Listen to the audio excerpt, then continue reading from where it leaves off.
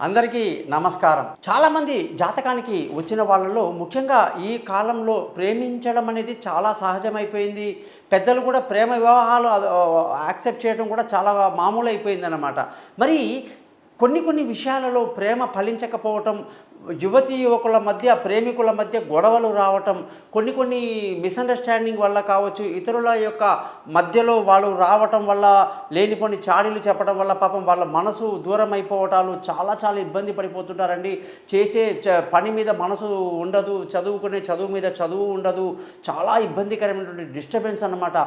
ఈ యువతీ యువకులు ఎప్పుడైతే దూరం అయిపోతారో, ఒక మంచి ప్రేమించుకున్న వాళ్ళకి ఏంటంటే సరైనటువంటి నిద్రాహారం లేకపోవటం, మైండ్ పని చేయకపోవటం, తమ పెర్ఫార్మెన్స్ అంతా మర్చిపోయి పనికిరాని విషయాల మీద ఎక్కువ దృష్టి పెట్టేస్తుంటారనమాట.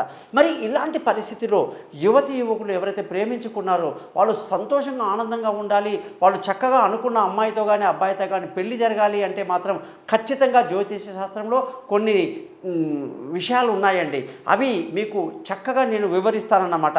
ముఖ్యంగా జ్యోతిష శాస్త్రంలో లగ్నం నుంచి సప్తమాధిపతి కానివ్వండి, ద్వితీయ స్థానం కానీ, పంచమ స్థానం కానీ, ఇలాగా 9వ స్థానం కానీ అనేక స్థానాల మీద బలం ఉంటుందండి. ఆ బలాన్ని బట్టి ప్రేమికులు విడిపోతారా, కలుసుకుంటారా అనేది పక్కాగా చెప్పొచ్చు.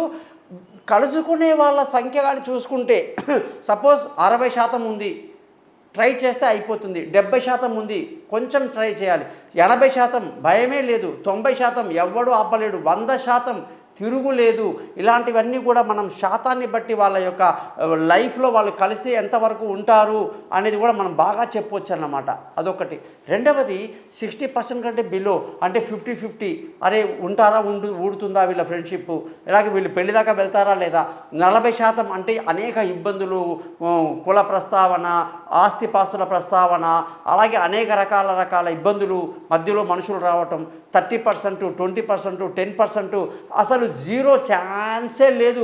ఊరికే వన్ సైడ్ లవ్ మాత్రమే ఉండేటువంటి అవకాశాలు కూడా చాలా ఉంటాయి. కాబట్టి మనం ఏం చేయాలంటే ఈ ప్రేమికుల యొక్క జాతకాలను చూసి వాళ్ళ స్థానాన్ని బట్టి వీళ్ళ ప్రేమ ఫలిస్తుందా ఫలించదా, ఫలించాలి అంటే వాళ్ళకున్న జాతకాన్ని బట్టి ఏ గ్రహం వల్ల వాళ్ళు డిస్టర్బ్ అవుతున్నారు, ఆ గ్రహాన్ని మనం ఎలా సెట్ చేసుకుంటే ఖచ్చితంగా వీళ్ళు జీవితంలో సక్సెస్ అవుతారని చెప్పేటువంటి విషయాలు కూడా చాలా బాగా చెప్పొచ్చు అన్నమాట. జ్యోతిషపరంగా వాళ్ళు ఏ టెంపుల్కి వెళ్ళి, ఏ దేవుణ్ణి పూజించడం వల్ల, ఏ రత్నం ధరించడం వల్ల, ఏ మంత్రాలు చదవడం వల్ల కూడా వశీకరణం అనేవంటి విషయాలు కూడా ఇందులో వస్తాయన్నమాట. వశీకరణం అంటే ఏదో అంటారండి, ఏదో భ్రాం భ్రీం భ్రూం అనేది మంత్రాలు ఏం లేవు. వాళ్ళ యొక్క సప్తమ స్థానాన్ని బట్టి, వాళ్ళ యొక్క జాతకాన్ని బట్టి, వాళ్ళ బలాన్ని బట్టి ఎటువంటి మంత్రాలు చదివితే ఎదుటి మనిషి ఆకర్షితులు అవుతారు. అది ఉట్టి ప్రేమికులే కావాల్సిన అవసరం లేదు. తండ్రితో గొడవ ఉంటే తండ్రి ఎలా దగ్గర అవ్వాలి, తల్లితో గొడవ ఉండొచ్చు, తల్లితో ఎలా దగ్గర అవ్వాలి, అన్నదమ్ములతో గొడవ ఉండొచ్చు, వాళ్ళు ఎలా దగ్గర అవ్వాలి, అనేక విషయాలు కూడా జ్యోతిష శాస్త్రంలో పక్కాగా మనకు తెలుస్తుందన్నమాట. ఈ మంత్రాలు ఇవి చేయటం వల్ల ఖచ్చితంగా అండి మనం అనుకున్న మనిషికి దగ్గర అవుతామండి, మన ప్రేమ ఫలిస్తుంది. ముఖ్యంగా యువతీ యువకులకు మంచి సంతోషకరమైన వార్తలు వస్తాయని చెప్పేసి ఎన్నో రకాల సక్సెస్ఫుల్గా ఎంతోమంది పెళ్ళిళ్ళు చేశాము, ఎంతోమందిని కలిపాము మేము. కాబట్టి మీరందరూ కూడా ప్రేమికులందరూ ప్రత్యేకంగా నా నెంబర్కి కాంటాక్ట్ చేయండి. మీ జాతకాలు పరిశీలించి మీ ప్రేమ ఫలించాలంటే ఏం చేయాలి, ఎలా చేయాలో తప్పకుండా చెప్తాను. దగ్గరుండి వీలైతే మీ పెళ్ళి నేనే చేస్తా.